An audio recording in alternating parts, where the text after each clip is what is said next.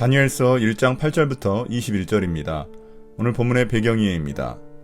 지금 우리의 시각으로 볼 때 다니엘이 바벨론의 점성술과 같은 학문은 거절하고 오히려 왕의 음식은 먹는 게 나아 보일 수 있습니다.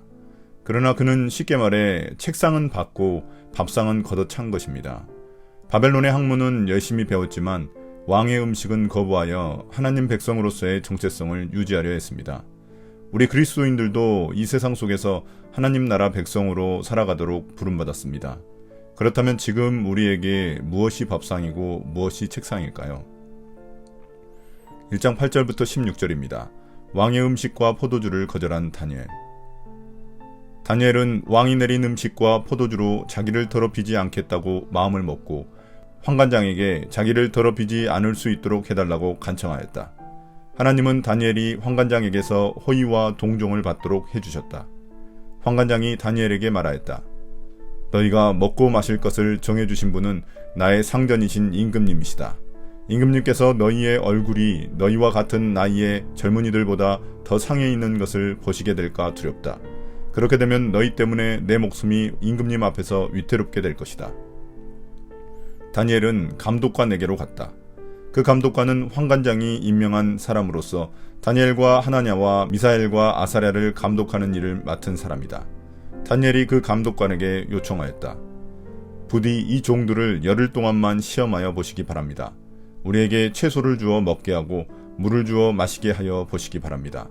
그런 다음에 우리의 얼굴빛과 왕이 내린 음식을 먹는 젊은이들의 얼굴빛을 비교하여 보시고 이 종들의 요청을 처리하여 주시기 바랍니다. 그래서 감독관은 그 말을 따라서 열흘 동안 시험해 보았다. 열흘이 지났을 때 보니 그들의 얼굴빛이 왕이 내린 음식을 먹은 젊은이들의 얼굴빛보다 좋고 건강하여 보였다. 감독관은 그들에게 지정된 음식과 마실 포도주를 주지 않고 채소를 계속 주어서 먹게 하였다. 이제 네 유다 청년의 대표로 다니엘이 등장합니다. 다니엘은 왕이 제공한 음식과 포도주로 자기 몸을 더럽히지 않겠다고 결심하고 환관장을 찾아가 부탁합니다. 그는 왕의 음식과 포도주 대신 물과 채식을 하겠다고 말합니다. 그 이유에 대해서는 크게 두 가지 견해가 있습니다.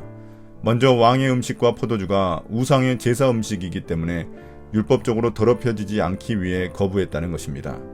그러나 이 견해는 율법적으로 부정한 이방 나라에 살고 있어 이미 더럽혀졌다는 점과 다니엘이 항상 고기와 포도주를 거절한 것은 아니며 다른 히브리 청년들은 거절하지 않은 점을 볼 때 설득력이 좀 떨어집니다.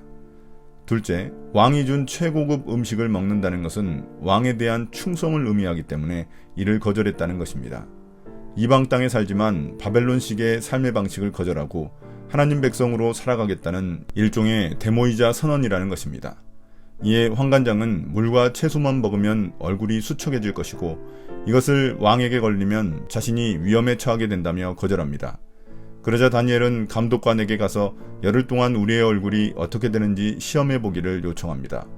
그 결과 열흘이 지났는데도 그들의 얼굴이 다른 청년들의 얼굴보다 더 좋은 곳을 보고 감독관은 그들에게 계속 왕의 음식과 포도주 대신 물과 채소를 주었습니다. 하나님의 은혜가 그들과 함께했기 때문입니다. 1장 17절부터 21절입니다. 하나님의 돌보심과 은혜. 하나님은 이 네 젊은이들이 지식을 얻게 하시고 문학과 학문에 능통하게 하셨다.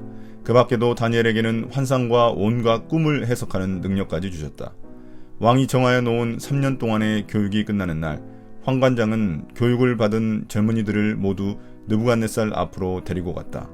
왕이 그들과 말하여 보니 그들 가운데서 다니엘과 하나냐와 미사엘과 아사랴가 가장 뛰어났으므로 그들로 왕을 모시게 하였다. 왕은 그들에게 온갖 지혜나 지식에 관한 문제를 물어보고서 그들이 전국에 있는 어떤 마술사나 주술가보다도 10배는 더 낫다는 것을 알았다. 다니엘은 고레스 왕 1년까지 왕궁에 머물러 있었다. 이러한 결심을 한 다니엘과 그 친구들을 하나님은 축복하셨습니다. 그래서 그들이 3년 동안 바벨론의 언어와 학문에 능통하게 만들어 주셨습니다. 다니엘에게는 환상과 꿈을 해석하는 능력까지 주셨습니다. 이제 환관장은 교육기간이 끝나자 유다 청년들을 왕 앞으로 데리고 왔습니다. 그리고 왕이 대화를 해보니 다니엘과 그 친구들이 그들 중 가장 뛰어났기에 왕을 받들게 하였습니다. 그들은 왕이 어떤 것을 물어봐도 바벨론 어떤 마술사나 주술가보다 탁월한 해답을 내놓았습니다. 이는 청년들에게 주신 하나님의 지혜가 바벨론의 지혜를 압도한다는 것을 의미합니다. 또한 이는 앞으로 다니엘이 왕의 꿈과 환상을 해석하는 일을 예고하고 있습니다. 마지막 21절은 다니엘이 주전 539년 고레스 왕 원년까지 70년이 조금 못 되는 기간 동안 바벨론에서 활동했다는 것을 의미합니다. 그는 자기를 포로로 끌고 온 왕이 죽고 새로운 왕이 이스라엘 백성들을 귀환시킬 때까지 살아 있었습니다.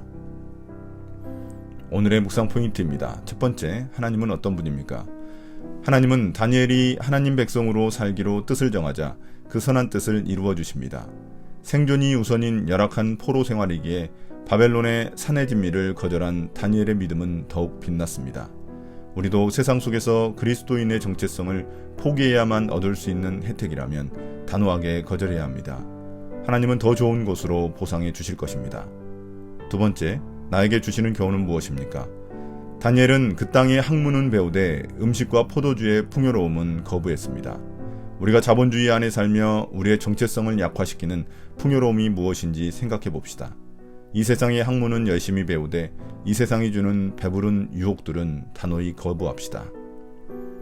오늘의 기도입니다.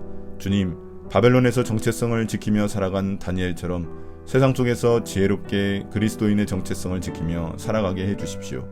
예수님 이름으로 기도드립니다. 아멘.